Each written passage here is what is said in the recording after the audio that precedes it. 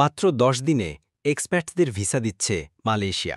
বিদেশি কর্মীদের নিয়োগে ব্যবহৃত এক্সপ্যাট্রিয়েট এমপ্লয়মেন্ট পাস বা ইপি অনুমোদনের সময়সীমা, যা আগে ৪০ দিন পর্যন্ত লাগত, তা এখন কমে এসেছে মাত্র ১০ কার্যদিবসে।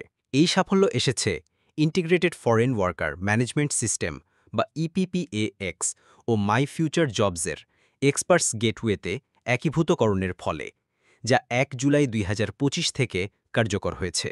বার্নামা জানিয়েছে, মানব সম্পদ মন্ত্রী স্টিভেন সিম বলেছেন, আগে নিয়োগকর্তাদেরকে এক্সপার্ট নিয়োগের জন্য একাধিক প্ল্যাটফর্ম ব্যবহার করতে হতো। এখন তারা শুধু একটি মাত্র প্ল্যাটফর্ম এক্সপার্টস গেটওয়ে ব্যবহার করেই আবেদন করতে পারছে, যা প্রক্রিয়াটিকে অনেক দ্রুত ও দক্ষ করে তুলেছে। বার্নামা মানব সম্পদ মন্ত্রীর উদ্ধৃতি দিয়ে আরও জানিয়েছে, এক্সপার্টস গেটওয়েতে নিয়োগ প্রক্রিয়ায় ২টি গুরুত্বপূর্ণ শর্ত এখন একীভূত হয়েছে। তার মধ্যে রয়েছে কর্মসংস্থান আইন ১৯৫৫ ধারা ৬০ যা পরিচালনা করে ডিপার্টমেন্ট অব লেবার পেনিনসুলার মালয়েশিয়ার মাধ্যমে ইপিপিএএক্স ও মাই ফিউচার জবসের স্বীকৃতিপত্র, যা পরিচালনা করে সোশ্যাল সিকিউরিটি অর্গানাইজেশন। এখন নিয়োগকর্তাদের শুধু একটি প্ল্যাটফর্ম ব্যবহার করলেই চলবে, যার ফলে আবেদন প্রক্রিয়া অনেক দ্রুত ও সহজ হয়েছে। আবেদনকারীরা রিয়েল টাইমে তাদের আবেদন পরিস্থিতি ট্র্যাক করতে পারবেন।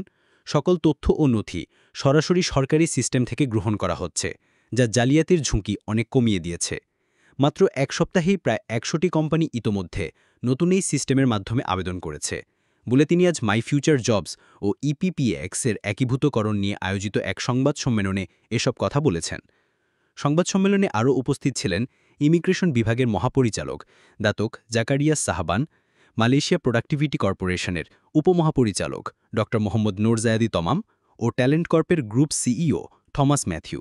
২০২৩ সালের জুনে চালু হওয়া এক্সপার্টস গেটওয়ে হল ট্যালেন্ট কর্প কর্তৃক উন্নীত একটি সঙ্গল উইন্ডো প্ল্যাটফর্ম, যা এক্সপার্টস আবেদন প্রক্রিয়া সহজতর করার জন্য তৈরি। এটি সরকারের ২৬টি নিয়ন্ত্রককারী ও অনুমোদন সংস্থাকে একটি কেন্দ্রীয় ডিজিটাল গেটওয়েতে সংযুক্ত করে। স্টিভেন সিম আরও জানান, এই একীকরণ নিয়োগকর্তাদের খরচ প্রায় ৯০% পর্যন্ত কমিয়ে আনবে এবং অংশীদারদের জন্য প্রায় ৫০ কোটি রিঙ্গিট সাশ্রয় করতে পারে। প্রতি বছর প্রায় ১ লাখ এক্সপার্টসদের আবেদন জমা পড়ে।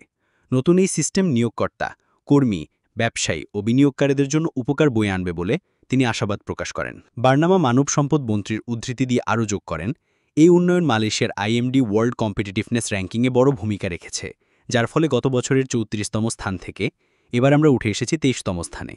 ভিডিওটি ভালো লাগলে লাইক দিবেন, কমেন্ট করবেন এবং শেয়ার করে অন্যদের দেখার সুযোগ করে দিবেন। আর চ্যানেলটি সাবস্ক্রাইব করতে ভুলবেন না। ধন্যবাদ।